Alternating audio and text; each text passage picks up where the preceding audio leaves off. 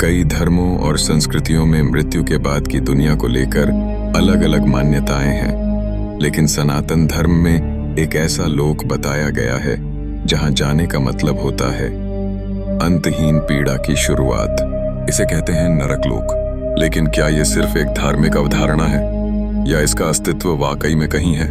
पुराणों के अनुसार नरक लोक कोई साधारण जगह नहीं, बल्कि एक पूरा दंड प्रणाली का आयाम है।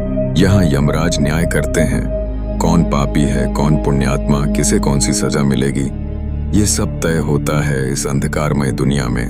नरक लोक ब्रह्मांड के 7 अधोलोकों में से एक है, जिसे पाताल के नीचे माना जाता है। लेकिन ये लोकेशन कोई कल्पना मात्र नहीं है। कुछ विद्वान और रहस्यमयी खोजकर्ताओं का मानना है कि ये एक अलौकिक डायमेंशन है, एक ऐसी ब्रह्मांडीय रचना जहां समय और भौतिक नियम वैसे काम नहीं करते जैसे हमारी पृथ्वी पर।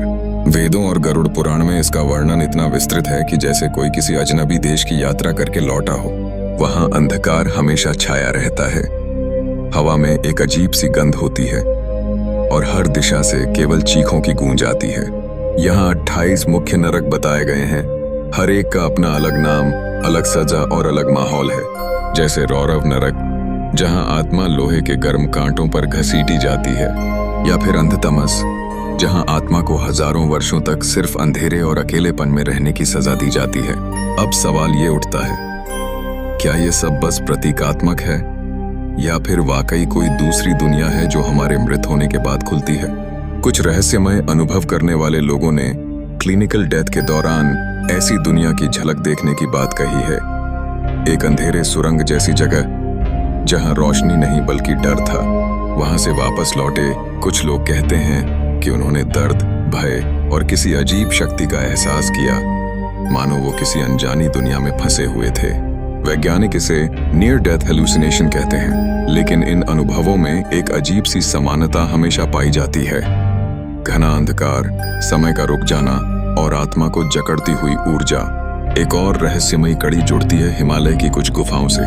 स्थानीय साधु संत और तांत्रिक कहते हैं कि कुछ विशेष गुफाएं ऐसी हैं जो नरक लोक से जुड़ी हुई हैं। वहां जाने वाले कई लोग कभी लौटे नहीं, और जो लौटे उनकी मानसिक स्थिति कभी सामान्य नहीं रही। कहते हैं कि इन गुफाओं में गंधर्व द्वार जैसी चीजें होती हैं, एक तरह के पोर्टल जो इस संसार और नरक लोक के बीच की सीमाओं को पार कराते हैं। तो क्या नरक लोक कोई अलग ब्रह्मांड है, कोई पैरेलल डायमेंशन? क्या आत्मा वाकई इन ब्रह्मांडीय कानूनों से गुजरती है, या फिर ये सब हमारी चेतना के डर से उत्पन्न कल्पनाएं हैं? ये प्रश्न आज भी उतने ही अनसुलझे हैं जितने हजारों साल पहले थे। पर एक बात तो निश्चित है, नरक लोक का विचार सिर्फ डराने के लिए नहीं बनाया गया था। ये एक चेतावनी है, एक संकेत कि जीवन में किए गए कर्मों का हिसाब कहीं ना कहीं जरूर होता है।